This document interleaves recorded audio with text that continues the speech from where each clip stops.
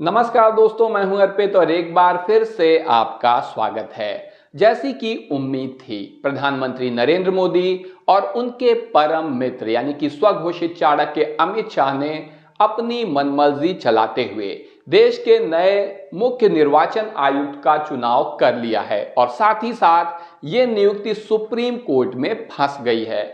ऐसा इसलिए हुआ है क्योंकि वर्तमान मुख्य चुनाव आयुक्त जो कि आज रिटायर हो गए हैं, ये हैं राजीव कुमार, जिनके ऊपर आरोप लगता है कि इनके कार्यकाल में चुनाव आयोग महज एक कठपुतली बनकर रह गया है। आज रिटायर हुए हैं तो इनके बारे में दो शब्द आप भी लिख दीजिए।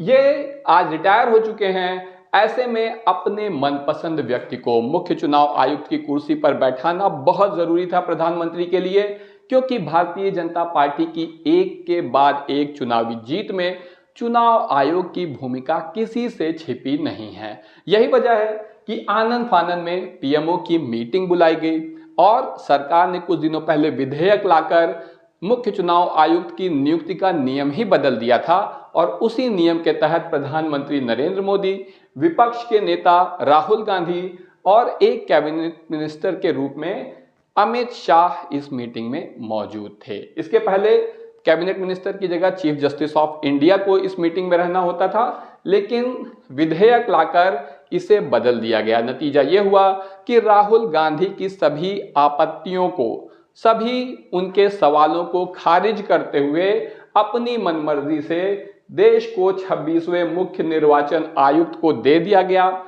ये हैं ज्ञानेश कुमार जी, 26वें मुख्य निर्वाचन आयुक्त आपके सामने हैं। और इसी के साथ ज्ञानेश कुमार भी एक बहुत बड़े विवाद में फंस गए हैं। सुप्रीम कोर्ट में अब इनकी चुनौती बन गई है अपनी नियुक्ति को बनाए रखना, क्योंकि chief justice of India Sanjeev Khanna कल इस मामले पर सुनवाई करने जा रहे हैं। वहीं राहुल गांधी बुरी तरह से फायर है इस पूरे मामले में। आप देख सकते हैं नए सीईसी की नियुक्ति पर भड़के हैं राहुल।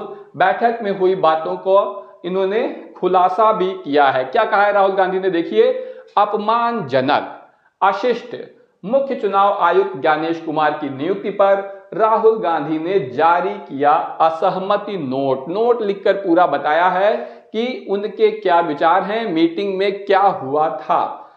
सीईसी ज्ञानेश कुमार के बारे में अगर देखें तो इधर मुख्य चुनाव आयुक्त की नियुक्ति हुई है, उधर कांग्रेस की आपत्ति आ गई है इस मामले में। अब सुप्रीम कोर्ट करेगा फैसला, यानी कि यह नियुक्ति अपने पहले ही दिन में फंस गई है। आप देख सकते हैं क्या है एबीपी न्यूज की रिपोर्ट इस मामले में। देश के अगले मुख्य चुनाव आयुक्त पर सत्ता पक्ष और विपक्ष आमने सामने आ गए हैं। इस पद के लिए ज्ञानेश कुमार के नाम पर मुहर लग चुकी है, लेकिन उम्मीद है कि यह नियुक्ति रद्द हो सकती है। ऐसा इसलिए क्योंकि यह मामला सुप्रीम कोर्ट में है और बुधवार को इस पर सुनवाई होनी है। बुधवार यानी 19 फरवरी।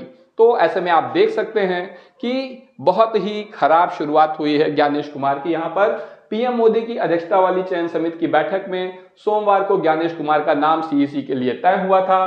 3 सदस्यीय बैठक में पीएम मोदी के साथ अमित शाह, मैंने आपको पहले ही बताया था अमित शाह ही आएंगे, अमित शाह और विपक्ष के नेता राहुल गांधी भी थे। राहुल गांधी ने इस दौरान सुप्रीम कोर्ट में इस मामले के लंबित होने का हवाला देते हुए बैठक का विरोध किया, क्योंकि राहुल गांधी ये कह रहे थे कि जब कल ही सुप्रीम कोर्ट को इस मामले में फैसला देना है तो क्या जरूरत है इस मीटिंग की, एक दिन का इंतजार भी तो किया जा सकता है। लेकिन इसके बावजूद ज्ञानेश कुमार का नाम फाइनल कर दिया गया।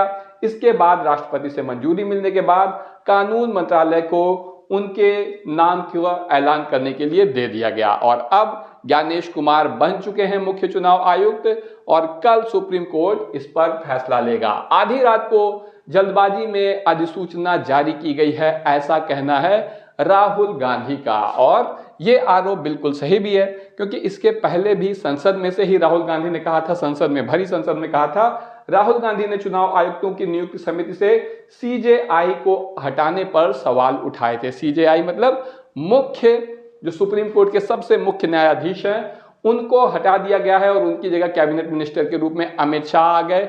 जाहिर सी बात है उसे ही वोट दिए होंगे जिसे प्रधानमंत्री कहेंगे। सुप्रीम कोर्ट 19 फरवरी को नए चुनाव आयोग की नियुक्ति के कानून को चुनौती देने वाली याचिका पर सुनवाई करेगा और अब सीईसी पद पर ज्ञानेश कुमार की नियुक्ति को सुप्रीम कोर्ट में चुनौती है। प्रशांत भूषण ने कहा है कि फैसले का सम्मान नहीं कर रही है सरकार, यानी जब सुप्रीम कोर्ट में मामला है ठीक एक दिन बाद ही इस पर फैसला होना है, तो क्या जरूरत है सरकार को ऐसी जल्दबाजी दिखाने की। और अब देखो सुप्रीम कोर्ट का सिस्टम भी बदल चुका है। अब चंद्रचूड़ नहीं बल्कि संजीव खन्ना देश के मुख्य न्यायाधीश हैं। ऐसे में ये मामला अब पहले की तरह आसान नहीं है।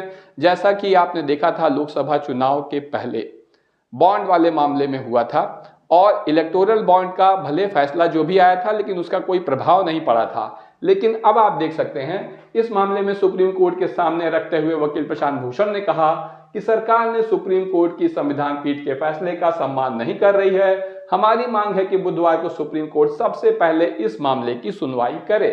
शीर्ष अदालत ने प्रशांत भूषण से इस मामले का उल्लेख 19 फरवरी को दोबारा करने के लिए कहा ताकि इस पर जल्द सुनवाई हो सके। तो अब आप देख सकते हैं अमित शाह के करीबी हैं ज्ञानेश कुमार, और करीबी हैं इसी वजह से इनका चुनाव हुआ है, जिससे अपनी मनमर्जी चुनाव आयोग में एक बार फिर से चलाई जा सके। राजीव कुमार के जाने से कोई खास फर्क पड़ेगा इसकी उम्मीद मुझे तो नहीं नजर आ रही है। लेकिन अब आप देख सकते हैं मुख्य चुनाव आयुक्त बनते ही फंस गए हैं ज्ञानेश कुमार, और सुप्रीम कोर्ट 19 तारीख को इस पूरे मामले पर फैसला देगा कि क्या ये मुख्य चुनाव आयुक्त रहेंगे या नहीं। इस पूरे मामले में आपका क्या कहना है कमेंट करके जरूर बताएं। वीडियो को लाइक करें, चैनल को सब्सक्राइब करें और अपने दोस्तों के साथ शेयर करना ना भूलें। अभी के लिए बस इतना ही, धन्यवाद।